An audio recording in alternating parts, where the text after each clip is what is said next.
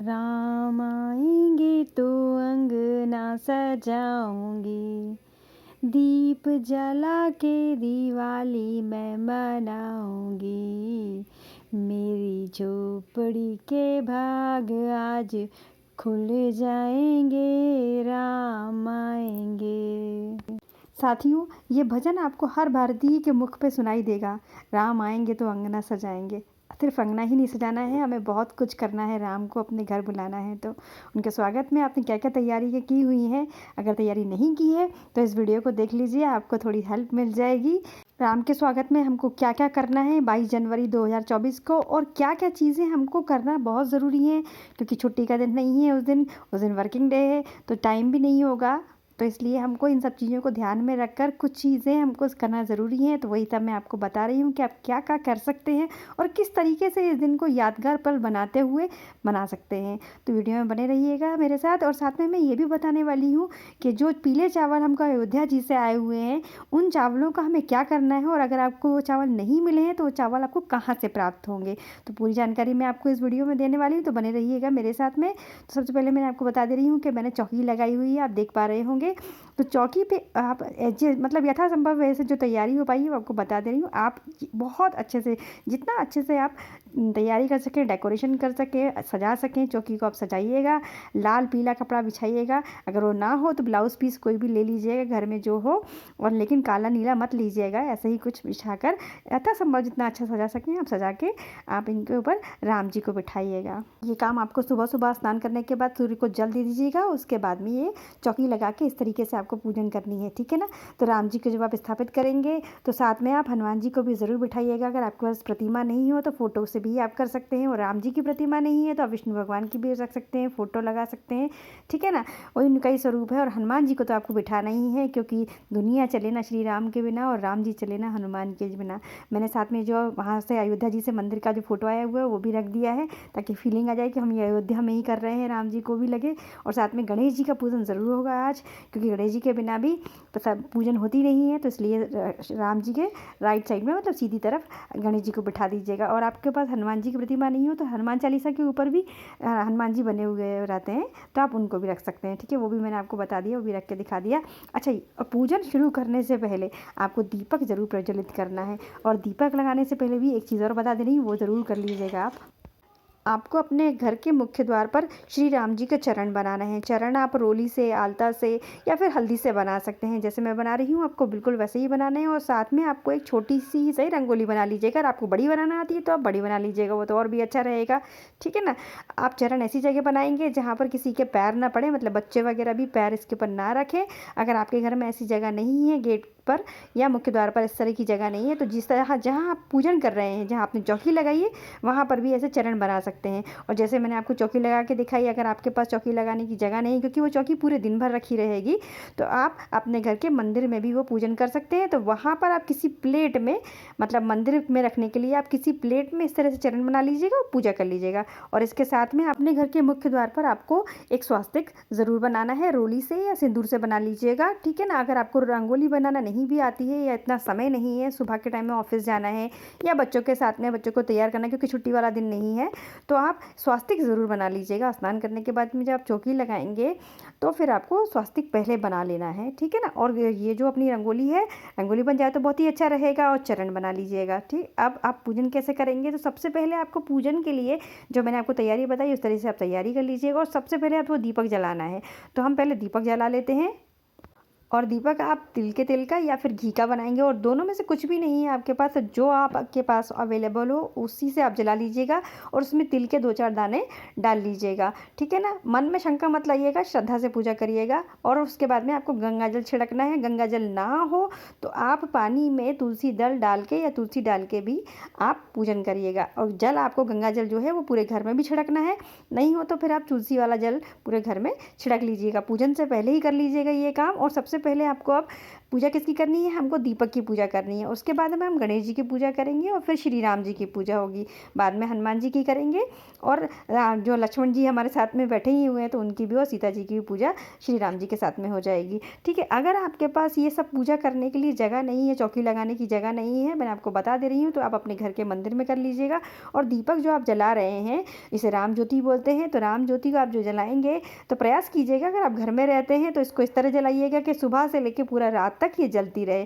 और अगर आपको घर से बाहर जाना है, घर में कोई देखने वाला नहीं हो, तो फिर आप इसको ऐसे जलाइएगा कि वो सुबह ही ठंडी हो जाए, शाम को आप दोबारा जला लीजिएगा इसको। ठीक है ना, मतलब जब घर में वापस आएंगे तो शाम को पूजा करेंगे तो इसे वापस फिर से जला दीजिएगा। इतना करना है आपको। और फूल बेल माला जो भी आपके पास को मिल जाए, सुबह सुबह सर्दी का टाइम ये सब चीज़ें नहीं मिल पाती हैं, अगर सब व्यवस्था हो जाए तो आप कर लीजिएगा, नहीं तो जो चीज़ हो आप उसी को ही अर्पित कर दीजिएगा। माला वगैरह जो आप चढ़ा ना पाएँ, फूल चढ़ाना चाहें तो आप वो चढ़ाइएगा। और जो संभव हो सके उससे आप भोग लगा दीजिएगा। भोग आप खुद बनाकर अगर आप लगाते हैं तो अति उत्तम हो जाएगा, और नहीं तो आप मार्केट से ले आइएगा, उस चीज़ से आप मिठाई का भोग ज़रूर लगाइएगा। मिष्ठान आपको ज़रूर चढ़ाना है। अगर वो नहीं हो तो ड्राई फ्रूट चढ़ा सकते हैं, आप मिश्री वगैरह का भी भोग लगा सकते हैं, गुड़ का भोग लगा दीजिएगा कुछ भी ना हो तो। ठीक है ना, और फल चढ़ा दीजिएगा। ऋतुफल में आपको जो उपलब्ध हो जाए वो आप चढ़ा सकते हैं। ठीक है ना, और जब भगवान जी को तिलक वगैरह आप लगा देंगे तो आप जनेऊ चढ़ाइएगा। जनेऊ अगर मिल जाए तो ज़रूर चढ़ा दीजिएगा। ठीक है, जनेऊ तो हमें चढ़ाना ही होता है। और साथ में आप कलावा चढ़ा दीजिएगा।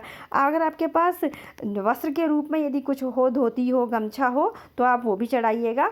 और साथ में आप नारियल रख लीजिएगा। नारियल मतलब श्रीफल आप रख सकते हैं ना, श्रीफल को चढ़ा दीजिएगा। मतलब जो जो चीज़ें आपके पास, मतलब अति उत्तम, जितना अच्छा कर सकते हैं आप उतना अच्छा कर लीजिएगा। मैं आपको एक डेमो के तौर पे आप सब चीज़ें आपको करके दिखा दे रही हूँ। जो जो उपलब्ध हो, जो मेरे घर में उपलब्ध था उसी हिसाब से मैंने आपको करके दिखा दिया।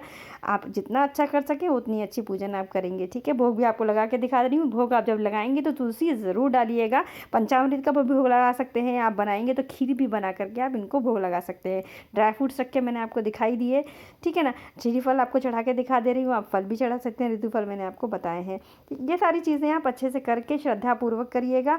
और दीपक आपको 5 दीपक बनाना है, कम से कम 5 बना लीजिएगा, और ज़्यादा यदि जला सके तो और भी अच्छा है। घर में जितना अच्छा डेकोरेशन हो पाए उतना अच्छा घर में डेकोरेशन कर लीजिएगा। बस यही सारी चीज़ें आपको करनी है। और साथ में आपको बता रही हूँ, पीले जो चावल हमारे पास आए हैं उन पीले चावलों को मैं अभी मंदिर में रख रही हूँ। अगर आपके पास नहीं आए हैं तो आप अपने घर के पास में जो मंदिर है वहाँ पर चले जाइएगा, वहाँ बोलिएगा कि अयोध्या जी से आए हुए चावल हमारे लिए मंगवा लीजिए, तो वो मंगवा के ज़रूर देंगे आपको। ठीक है ना, यही चावल मैंने यहाँ रख दिए। और इन चावलों को आपको किसी को देना नहीं है, ना ही घर में से कहीं हटाना है, किसी को देना नहीं है आपको। ठीक है ना, इसको आप या तो अपनी तिजोरी में, अपने लॉकर में रखिए, या फिर आप अपने अन्न के भंडार में भी इसको रख सकते हैं। ठीक है, अब इसके बाद में आपको 5 दीपक, मिनिमम 5 दीपक आपको ज़रूर जलाना है। दीपक आप लंबी बाती का भी रख सकते हैं, गोल बाती का भी आप जला सकते हैं। ठीक ना, तो आप, मैंने अभी लंबी बाती का जलाया है तो उसको रखने का नियम होता है, आगे आपको बता दूंगी कि कैसे आपको कहाँ कहाँ रखना है। आप 11 दीपक भी जला सकते हैं, 21 भी जला सकते हैं। मैंने कम से कम का बता दिया, इतना आपको करना ही है, ये करिएगा। ठीक है, तो ये सारी चीज़ें हमको सुबह करना है, शाम को भी आप दीपक जला सकते हैं। ठीक है, अगर सुबह में इस तरह से 5 दीपक जलाने का टाइम नहीं है तो मुख्य द्वार पर 2 दीपक तो आप जला ही दीजिएगा और श्री राम जी की आरती कर लीजिएगा। पूरी विस्तृत करने के टाइम नहीं है तो अपने घर के जो मंदिर में श्री राम जी बिठाए हुए हैं, राम जी नहीं है तो लड्डू गोपाल जी के सामने ही श्री राम जी के चरण बना के रखिएगा और उन्हीं के पूजन करके आरती कर दीजिएगा श्री राम जी की, और वहीं पर आप भोग रख दीजिएगा। और मेन गेट पर आपको छोटी सी रंगोली मैंने आपको बना के दिखाई है, वो बना लीजिएगा। और साथ में 2 दीपक दोनों तरफ रख दीजिए। गोल बाती का रखेंगे तो अति उत्तम हो जाएगा, और अगर आप लंबी बाती का रख रहे हैं तो दिखा दूंगी आपको मैं, बाती को बाहर की तरफ रख के करिएगा। ठीक है ना, बातियाँ जब भी हम जलाते हैं, लंबी बाती जलाते हैं तो भगवान की तरफ चल करके ही हमको दीपक रखना चाहिए, वैसे ही मैंने आपको रख करके दिखा दिया है।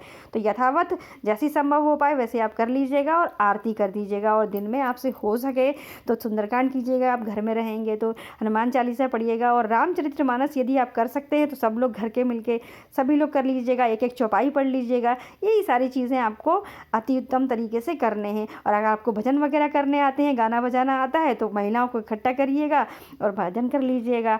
और अगर आपको रंगोली बनाना आती है तो मेन गेट पर शाम को अच्छी सी बड़ी सी रंगोली बनाइए और 21, 11, 5 यथावत आप दीपक जलाइएगा। पूरे घर में दीपक जला के फिर गाइएगा राम आएंगे तो अंगना सजाऊंगी। और शाम को आरती ज़रूर करिएगा, सुबह में भी आरती करनी है आपको। आरती अपने तो प्रधानमंत्री जी ने इतना तक बोला है कि आपको ये दिन दिवाली की तरह मनाना है। तो साथियों, मेरा आपसे ये कहना है कि जब 14 साल बाद राम जी वन से वापस आए थे तो हमने उस दिन को दिवाली की तरह मनाया था। तो ये तो 500 साल पुरानी तपस्या है, बलिदान है कितने लोगों का। तो हमको इस दिन को मनाने के लिए मतलब अयोध्या में लोग किस तरीके से मना रहे हैं, कितना यादगार बना रहे हैं इस दिन को। तो ईश्वर ने हमें भी इस दिन का साक्षी बनाया है, भगवान ने भी हमको ये मौका दिया है, समय ने हमको साक्षी बनाया है। तो हमको इस तरीक़ों को, इस दिन को ऐसे मनाना है कि हमारी आने वाली पीढ़ी और भारतवर्ष याद रखे कि नहीं, दिवाली हमारे यहाँ सिर्फ कार्तिक मास की अमावस्या को नहीं मनती है, 22 जनवरी को भी हमारे यहाँ दिवाली मनाई जाती है।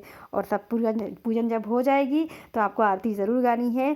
कृपाला दीन दयाला कौशल्या ज़रूर गाइएगा। या श्री रामचंद्र कृपालु भज मन हरण भव भय दारुणम। जो भी आपको आता हो इस तरीके से आप गा करके पूजन ज़रूर करिएगा और यथासंभव जितना अच्छा बना सके करिएगा।